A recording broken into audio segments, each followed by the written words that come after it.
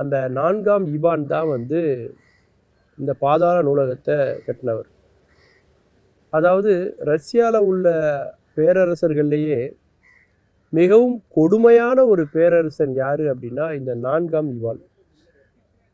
அவர் எந்த அளவுக்கு கொடுமைக்காரர்னா, சிறு வயதிலிருந்தே சில பூச்சிகளை, சில பறவைகளை மேலேருந்து வானத்தில் மேலேருந்து கீழே உயரமான இடத்துலேருந்து கீழே போட்டு அதை கொன்று அதை பார்த்து ரசிக்கிறவரா அந்த 4ஆம் இவான்கிறவர்.